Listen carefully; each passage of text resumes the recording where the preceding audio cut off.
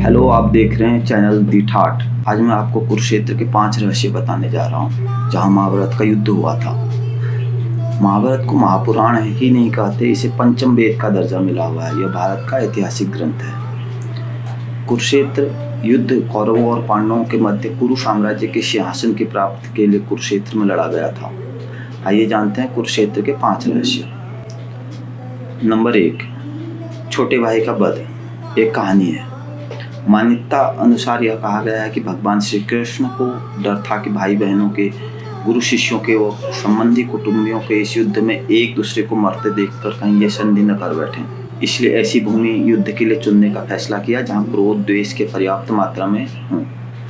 तब श्री कृष्ण के कई दूत अनेक दिशाओं में भेजे और उन्हें वहां की घटनाओं का जायजा लेने को कहा। एक दूत ने सुनाया कि कुरुक्षेत्र में बड़े भाई ने छोटे भाई को खेत की मेड़ टूटने पर बहते हुए वर्षा के पानी को रोकने के लिए कहा और छोटे भाई ने साफ इनकार कर दिया। इस पर बड़ा भाई आग बबूला हो गया। उसने छोटे भाई को छुरे से गोंद डाला और उसकी लाश को पैर पकड़कर घसीटता हुआ उस मेड़ के पास ले गया जहाँ से पानी निकल रहा था। वहाँ उस लाश को पानी रोकने के लिए लगा दिया। इस कहानी को सुनकर श्री कृष्ण ने तय किया कि यही भूमि भाई बहन के युद्ध के लिए उपयुक्त है। जब श्री कृष्ण आश्वस्त हो गए कि इस भूमि के संस्कार यहाँ पर भाइयों के युद्ध में एक दूसरे के प्रति प्रेम उत्पन्न नहीं होने देंगे, तब उन्होंने कुरुक्षेत्र को युद्ध क्षेत्र बनाने की घोषणा की। कहानी नंबर 2, कुरु का क्षेत्र। कुरु, जी हाँ, कुरु। दूसरी कहानी के अनुसार जब कुरु क्षेत्र की जुताई कर रहे थे तब इंद्र ने उनसे जाकर इसका कारण पूछा। कुरु ने कहा, जो भी व्यक्ति इस स्थान पर मारा जाएगा वह पुण्य लोक में जाएगा, ऐसी मेरी इच्छा है। इंद्र उसकी बात को हंसी में उड़ाते हुए स्वर्गलोक चले गए। ऐसा अनेक बार हुआ। इंद्र ने अन्य देवताओं को भी ये बात बताई। देवताओं ने इंद्र से कहा कि यदि संभव हो तो कुरु को अपने पक्ष में कर लो। तब इंद्र ने कुरु के पास जाकर कहा कि कोई भी पशु, पक्षी या मनुष्य निराहार रहकर युद्ध करके इस स्थान पर मारा जाएगा तो वह स्वर्ग का भागी होगा। ये बात भीष्म, कृष्ण आदि सभी जानते थे। इसलिए महाभारत का युद्ध कुरुक्षेत्र में लड़ा गया। कहानी नंबर 3, श्रवण कुमार की कहानी। श्रवण कुमार त्रेता युग में पैदा हुए थे। मातृ और पितृभक्त श्रवण कुमार की कहानी आपने सुनी ही होगी। श्रवण कुमार जैसे पितृभक्त खोजना मुश्किल भी है। वे अपने अंधे माता पिता की सेवा में पूरी तत्परता के साथ करते थे। उन्हें किसी भी प्रकार का कष्ट नहीं होने देते थे। एक बार माता पिता ने तीर्थ यात्रा की इच्छा की तो उन्हें कांवर में बिठाकर तीर्थ यात्रा को चल पड़े।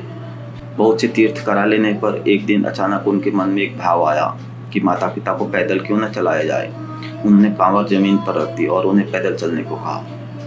अंधे माता और पिता पैदल चलने लगे, पर उन्होंने साथ ही यह भी कहा कि बेटा, इस भूमि को जितनी जल्दी हो सके पार कर लेना चाहिए। वे तेजी से चलने लगे। जब वह भूमि निकल गई तो श्रवण कुमार को माता पिता के साथ इस तरह व्यवहार करने पर बड़ा पश्चाताप हुआ। उसने पैरों में गिरकर क्षमा मांगी तथा फिर से दोनों को कांवर में बिठा लिया। उनके अंधे माता पिता ने कहा, पुत्र, इसमें तुम्हारा दोष नहीं है।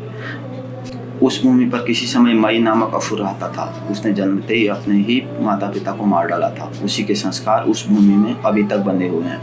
इसी से उस क्षेत्र में गुजरते हुए तुम्हें ऐसी बुद्धि उपजी। नंबर 4, कहानी नंबर 4, कुरुक्षेत्र का महत्व। महाभारत के वन पर्व के अनुसार कुरुक्षेत्र में आकर सभी लोग पाप मुक्त हो जाते हैं और जो ऐसा कहता है कि मैं कुरुक्षेत्र जाऊंगा, वहीं निवास करूंगा, यहाँ तक कि उसकी उड़ी हुई धूल के कण पापी को परम पद देते हैं। नारद पुराण में आया है कि ग्रहों, नक्षत्रों और तारागणों के कालगति से नीचे गिरने का भय है, किंतु वे जो कुरुक्षेत्र में मरते हैं पृथ्वी पर नहीं गिरते, अर्थात वो पुनर्जन्म नहीं लेते। श्री भगवद गीता के प्रथम श्लोक में कुरुक्षेत्र को धर्म क्षेत्र कहा गया है। कहानी नंबर 5, कुरुक्षेत्र के लोग। यहाँ एक विशाल तालाब है जिसका निर्माण महाभारत काल में हुआ था। यहाँ पर एक ज्योतिषर नामक स्थान है जहाँ पर श्री कृष्ण ने गीता का उपदेश दिया था। यहाँ पर ब्रह्म सरोवर, सन्निहित सरोवर, भद्रकाली मंदिर, पिहोवा और श्री स्थानेश्वर मंदिर है।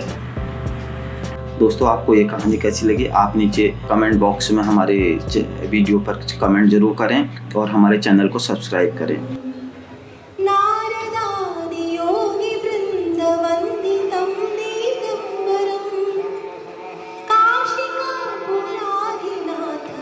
कालभैरवं भजे।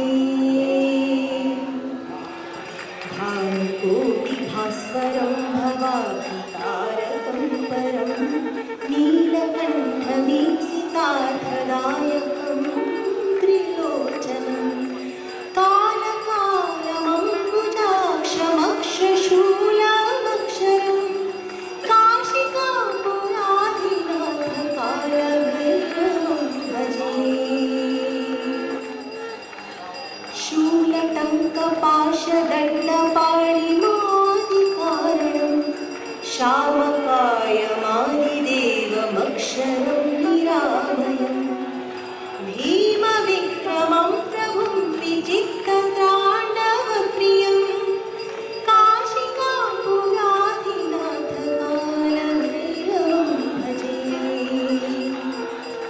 भुक्तिमुक्तिदायकं प्रशस्तचारुले